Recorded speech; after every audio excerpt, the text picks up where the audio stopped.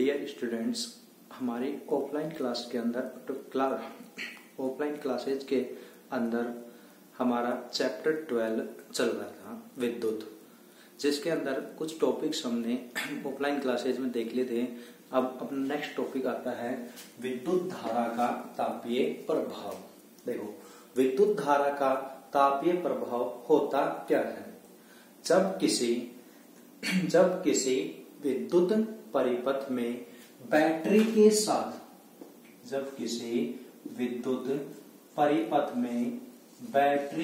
के साथ विशुद्ध प्रतिरोध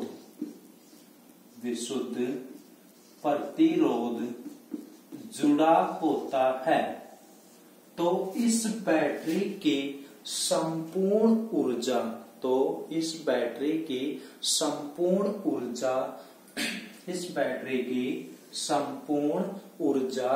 उष्मा के रूप में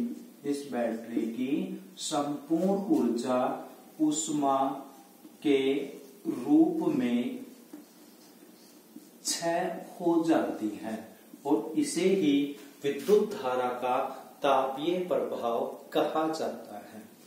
अर्थात जब किसी परिपथ में बैटरी के साथ विशुद्ध प्रतिरोध जुड़ा हो, तो तब इस बैटरी की संपूर्ण ऊर्जा है ये उष्मा के रूप में क्षय हो जाती है। ठीक है, और ये जो प्रभाव है इसे ही विद्युत धारा का तापीय प्रभाव कहा जाता है। देखिए, जैसे मान लीजिए कोई प्रतिरोध R है, ये प्रतिरोध R विद्युत परिपथ के अंदर एक बैटरी के साथ में जुड़ा हुआ है। ठीक है, और इस विद्युत परिपथ के अंदर I धारा प्रवाहित हो रही है। यानी एक प्रतिरोध R है जो एक बैटरी के साथ में जुड़ा हुआ है। ठीक है, और ये जो बैटरी के साथ में जुड़ा हुआ है, इस प्रतिरोध के अंदर I धारा प्रवाहित हो रही है, तथा इस प्रतिरोध के सिरों के मध्य उत्पन्न जो विभवांतर है वो V है। प्रतिरोध के सिरों के मध्य उत्पन्न विभवांतर V है। अब देखो, अब ये जो विशुद्ध प्रतिरोध R है, इस विशुद्ध प्रतिरोध R के अंदर T समय में, इस विशुद्ध प्रतिरोध R के अंदर T समय में Q आवेश प्रवाहित हो रहे हैं। ठीक है, और इस Q आवेश को विभवांतर V से प्रवाहित होने में किया गया कार्य W है। अतः W बराबर VQ होगा। देखो, माना कोई विशुद्ध प्रतिरोध R है, ये किसी बैटरी के साथ जुड़ा हुआ है। इस विशुद्ध प्रतिरोध के अंदर I धारा प्रवाहित हो रही है। ठीक है, अब इन दो प्रतिरोध के सिरों के मध्य उत्पन्न विभवांतर V है। अब प्रतिरोध के अंदर T समय में Q आवेश प्रवाहित हो रहे हैं, तो Q आवेश को विभवांतर V से प्रवाहित होने में जो किया गया कार्य है वो W है। अतः W बराबर VQ। आगे, बैटरी के द्वारा या स्रोत के द्वारा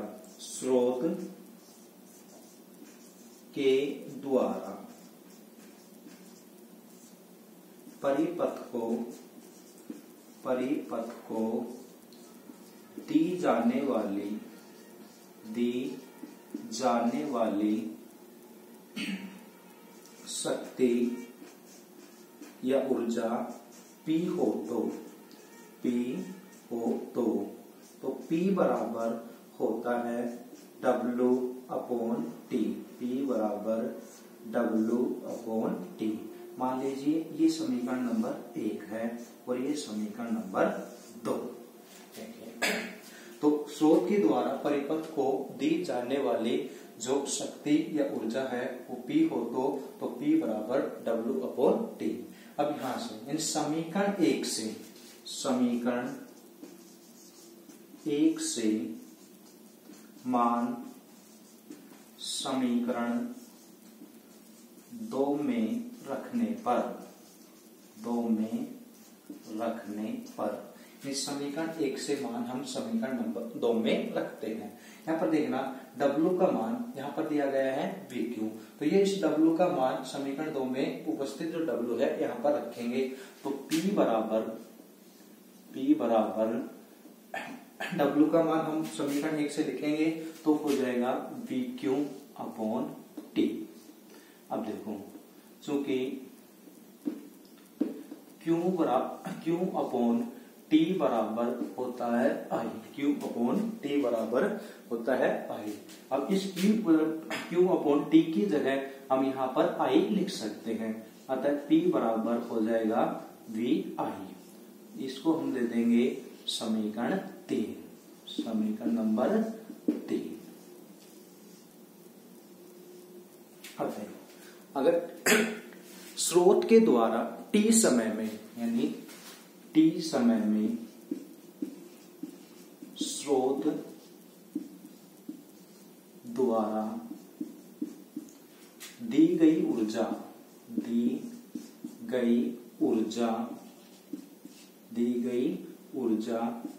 P इंटू T हो, तो P इंटू T हो, यानी P को हमने मल्टीप्लाई किया T से और ये P बराबर होता है VI, तो P इंटू T, यानी ये P VI के बराबर है तो ये भी T के साथ मल्टीप्लाई हो जाएगा, तो P बराबर VI T। ये समीकरण नंबर 4। अब देखो स्रोत के द्वारा क्या दी जा रही है, ऊर्जा, यानी कोई भी स्रोत किसी विशुद्ध प्रतिरोध को ऊर्जा देता है, यानी कोई स्रोत विशुद्ध प्रतिरोध को ऊर्जा देता है, तो दी गई ऊर्जा यानी स्रोत द्वारा दी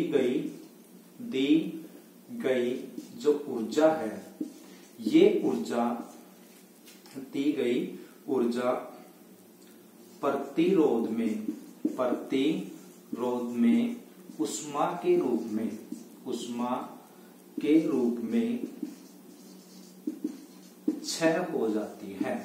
यानी स्रोत द्वारा प्रतिरोध को जो ऊर्जा दी जाती है वो प्रतिरोध में उष्मा के रूप में क्षय हो जाती है। अतः T समय में I धारा द्वारा T समय में उत्पन्न उष्मा, ये हो जाएगा H बराबर VI T। ठीक है, स्रोत द्वारा दी गई ऊर्जा प्रतिरोध में उष्मा के रूप में क्षय हो जाती है, यानी कोई स्रोत है उस स्रोत के द्वारा अगर विशुद्ध प्रतिरोध को ऊर्जा देते हैं तो उष्मा के रूप में क्षय हो जाती है। तो प्रतिरोध को अगर I धारा T समय में दी जाती है तो उस I धारा के द्वारा उत्पन्न उष्मा है वो होगी H बराबर VI T, समीकरण नंबर 5।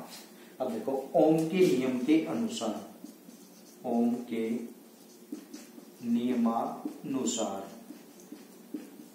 ओम का नियम था V बराबर IR, समीकरण नंबर 6। यानी समीकरण 6 से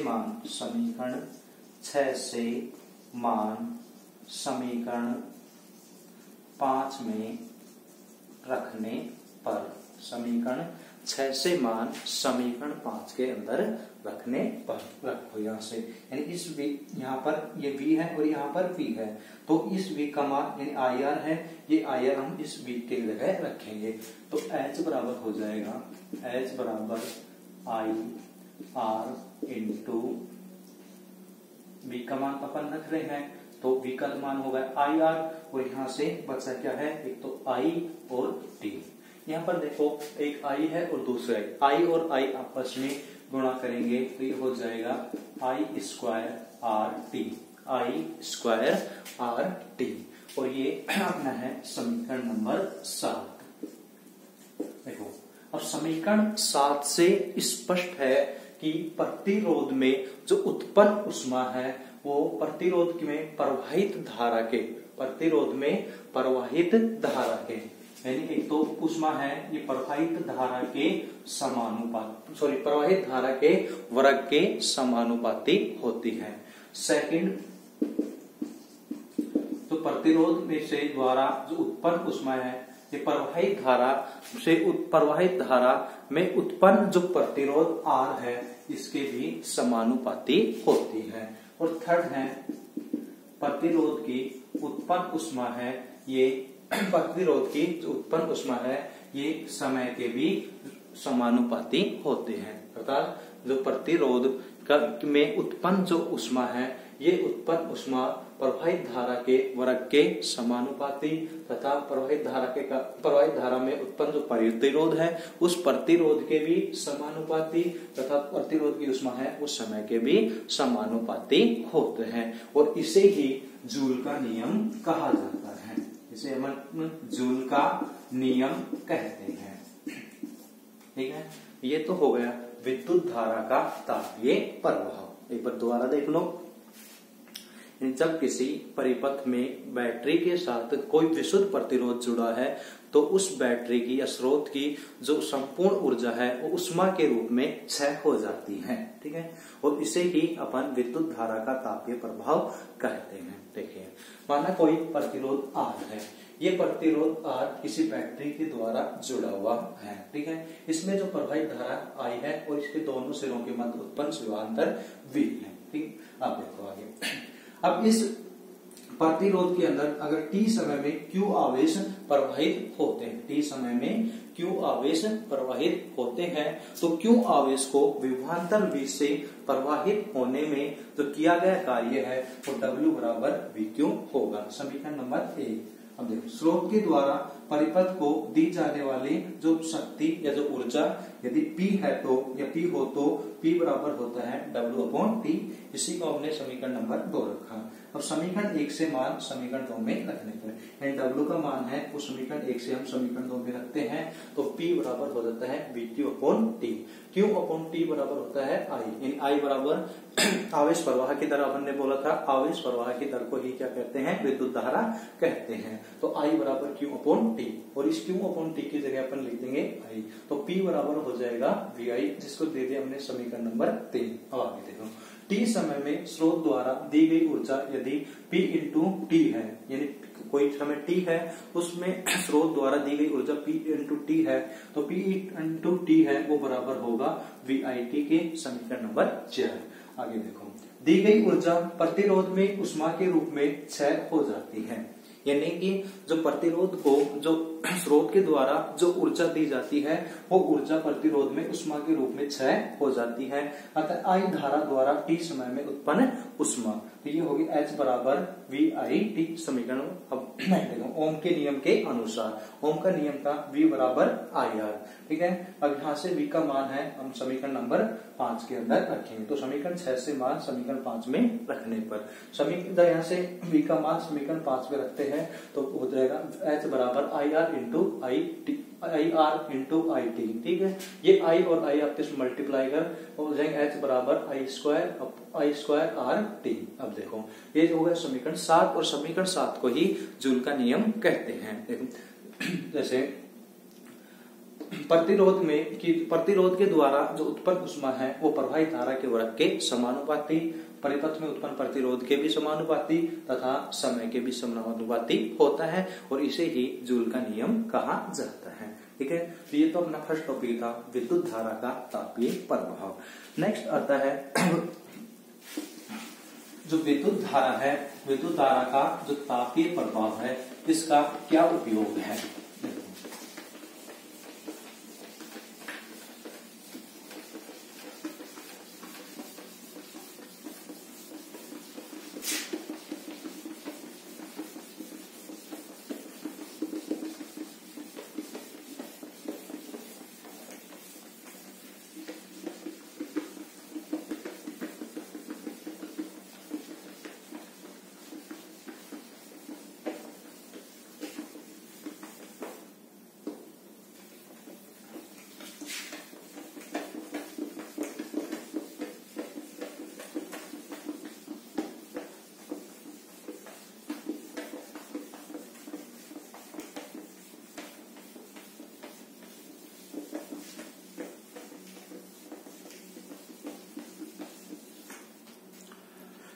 विद्युत धारा के तापीय प्रभाव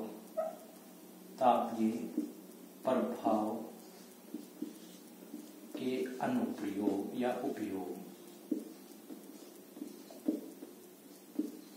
या फिर इसको ऐसे भी बोलते हैं जूल के तापन के उपयोग। जूल के तापन के उपयोग। देखो जूल का जो तापन है, विद्युत धारा का जो तापीय प्रभाव है, इसके उपयोग है नंबर 1 विद्युत इस्त्री, विद्युत टोस्टर,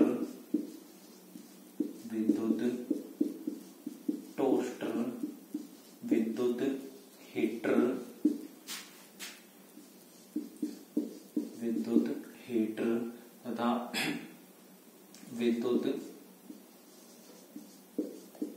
केतली आदि के अंदर। विद्युत इस्त्री, विद्युत टोस्टर, विद्युत स्टर, विद्युत केतली आदि ये जो उपकरण है, इसी के अंदर, सभी के अंदर जूल के तापन का या फिर विद्युत धारा के तापीय प्रभाव का के द्वारा उपयोग होता है, या ऐसे भी कह सकते हैं ये सारे के सारे उपकरण हैं वो विद्युत धारा के तापीय प्रभाव के आधार पर ही कार्य करते हैं। ठीक है। सेकंड है प्रकाश उत्पन्न करने में, अब देखो प्रकाश उत्पन्न करने में मुख्यतः जो विद्युत बल्ब है,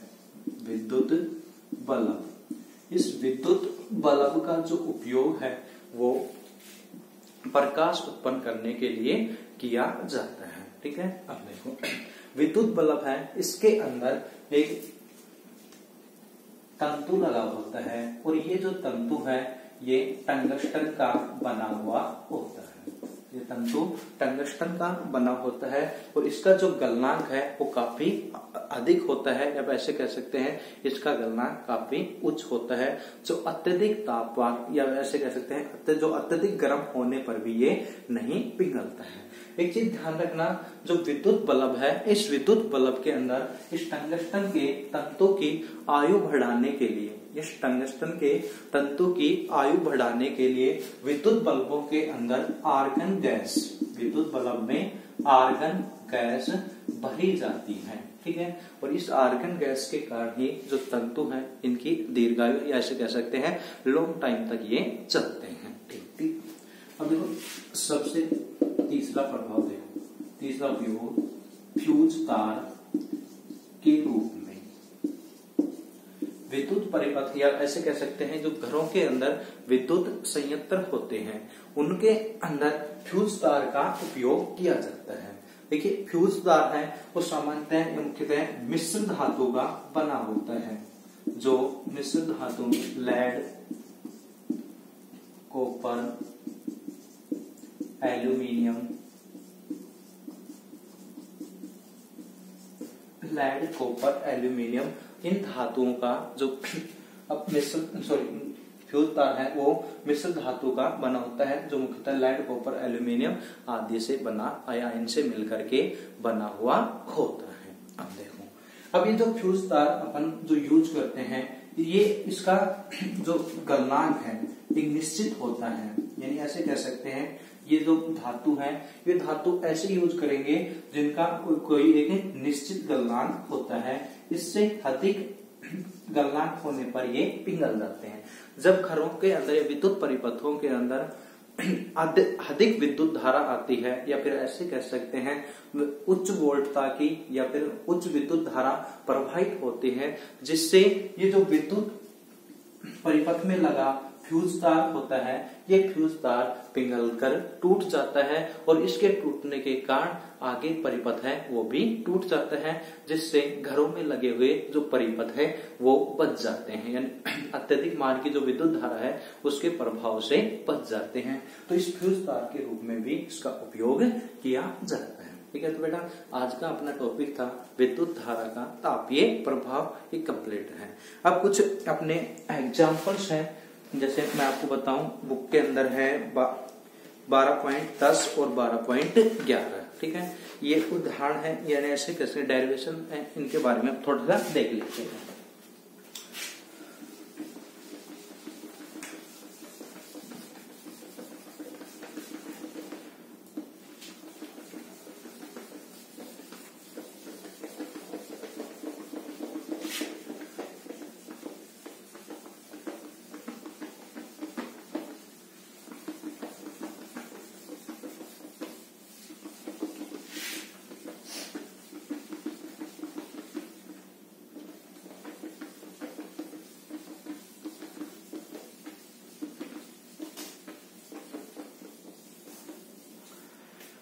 बेटा इन एग्जाम्पल को मैं, ये जो क्वेश्चंस हैं ये आप बुक के अंदर देख करके अपनी कॉपी में लिख लेना। इनके जो हल हैं मैं आपको यहाँ पर बोर्ड पर करवा देता हूँ।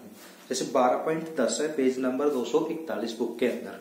तो किसी विद्युत स्त्री में अधिकतम तापमान दर के लिए 840 वोल्ट की दर से ऊर्जा उपभुक्त होती है तथा 360 वोल्ट की दर से उस समय उपभुक्त होती है जब तापमान की दर निम्नतम है। यदि विद्युत स्रोत की वोल्टता 220 वोल्ट है तो दोनों प्रकरणों में विद्युत धारा तथा प्रतिरोध का मान परिकलित कीजिए। ठीक है, देखो सबसे पहले अपने को दे रखा है जब तापमान दर अधिकतम है। एक तो तापमान दर अधिकतम है और एक तापमान दर निम्नतम है। एक विद्युत स्त्री है जिसके अंदर तापमान दर अधिकतम हो तब की और एक तापमान दर निम्नतम हो तब की अपने को ज्ञात करनी है। तो पहला है, जैसे एक मैं याद लेता हूं, जब तापमान दर अधिकतम हो, जब तापमान दर अधिकतम हो तब देखो, तब जो विद्युत शक्ति है यानी कि P, यदि ये जो विद्युत ऊर्जा है P, उसका मान दे रखा है 840 वोल्ट, 840 वोल्ट। V का मान दे रखा है हमने 240 वोल्ट। अब अपने को ज्ञात करना क्या है, एक तो I यानी इसमें प्रवाहित धारा और परिपथ के अंदर जो प्रतिरोध है दूसरा, ये दोनों अपने को ज्ञात करने हैं। विद्युत प्रवाहित धारा और प्रतिरोध अपने को ज्ञात करना है। अब देखो सबसे पहले अपन ज्ञात करते हैं कि प्रवाहित धारा, क्यों P बराबर होता है, P बराबर VI, I अपने को ज्ञात करना है तो I बराबर हो जाएगा P अपॉन V। यहाँ से मान रखो, P का मान है 840 वोल्ट, V का मान है यहाँ पर 220 दे रखा था, 220 वोल्ट। तो यहाँ आ जाएगा 220 वोल्ट। काटो इनको, 42 और 11 दूनी 11 33, 3.82 एम्पियर की 3.82 एम्पियर की विद्युत धारा उसमें प्रवाहित होगी। सेकंड अपने को ज्ञात करना है उसका प्रतिरोध। प्रतिरोध होता है R बराबर होता है V अपॉन I। देखो V का मान अपने को यहाँ दे रखा है 220 वोल्ट। I अभी अपने ज्ञात किया है, यानी I बराबर यहाँ हो जाएगा 3.82 एम्पियर। तो 220 वोल्ट और I यहाँ से रखो 3.82। अब इनको काटो और काटने के ऊपर ये आता है 57.60 ओम। ठीक है, ये तो वह जब तापमान दर अधिकतम हो। सेकंड है या जब तापमान दर न्यूनतम हो तो P का मान दे रखा है 360 वोल्ट। विभवांतर वही रहेगा 220 वोल्ट। ठीक है, और यहाँ पर भी अपन ने एक तो धारा ज्ञात करनी है और प्रतिरोध ज्ञात करना है। वही सूत्र लगेगा, P बराबर होता है VI, तो I बराबर हो जाएगा P अपॉन V। यहाँ से P का मान रखो 360 वोल्ट और V का मान 220 वोल्ट और काटने पर ये आएगा 1.64 एम्पियर। इन प्रवाहित धारा I बराबर होगी 1.64 एम्पियर। उसके बाद दूसरा अपने को ज्ञात करना है प्रतिरोध। R बराबर होता है V अपॉन I। V का मान अपने को दे रखे हैं 220 वोल्ट। I का मान अभी अपने ज्ञात किया है 1.64 एम्पियर, 1.64 एम्पियर। तो इनको काटो, काटने पर ये आता है 134.15 ओम। ठीक है, ये अपने को ज्ञात करने थे। ठीक है, जब तापमान दर अधिकतम हो और जब तापमान दर क्या था, न्यूनतम हो, तब अपने को धारा और प्रतिरोध के मान ज्ञात करने। ठीक है, अब उसके बाद नेक्स्ट एग्जांपल है 12.11।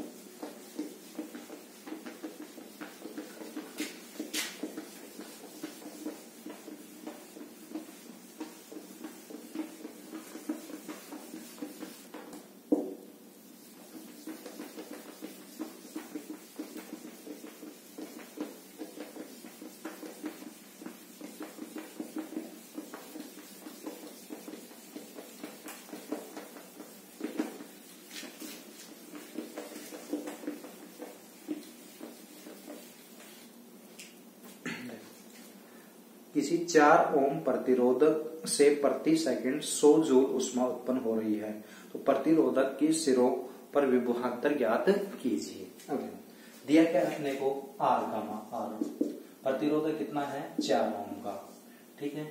उसके बाद प्रतिरोधक से प्रति सेकंड यानी कि 1 सेकंड में टी बराबर 1 सेकंड। उसके बाद 100 जूल ऊष्मा उत्पन्न हो रही है, एच का मान दे रखा था, एच का मान है 100 जूल।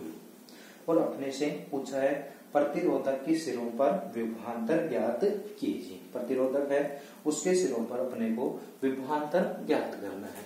अब देखो विभवांतर ज्ञात करने के लिए अपने को पहले धारा का मान ज्ञात करना होगा, ठीक है। अभी अपन ने जूल का जो नियम पढ़ा था, जूल के नियम से H बराबर था I square R T, H square I square R T, ठीक है। सॉरी, H बराबर I square R T. I अपने को ज्ञात दे रखा है, करना है, आर अपने को दे रखा है और टी अपने को दे रखा है। तो आई स्क्वायर हो जाएगा H अपॉन आर टी। अब इसको आई को स्क्वायर हटाने के लिए यहाँ पर हो जाएगा under root H upon R T, ठीक है। यहाँ आई बराबर यहाँ पर मान रखो, H का मान दे रखा है 100, R का मान है 4 ओम और T का मान है 1। अब देखो यहाँ से तो I बराबर इन सभी के स्क्वायर रूट लो, 100 का अंडर रूट हो जाएगा 10 और 4 को 1 से गुणा करोगे तो 4 ही आएगा और 4 का अंडर रूट लेने पर आता है 2। तो I बराबर आ जाएगा, इसको काटने पर 5 एम्पियर। अब इस परिपथ के अंदर प्रवाहित धारा कितनी हो जाएगी? प्रवाहित धारा है 5 एम्पियर। लेकिन अपने से पूछा क्या है क्वेश्चन के अंदर? विभवांतर पूछा है, V बराबर अपने को ज्ञात करना है। अब ओम का नियम लगा दो और ओम के नियम के अनुसार V बराबर होता है I अपॉन सॉरी V बराबर आई आर, ठीक है।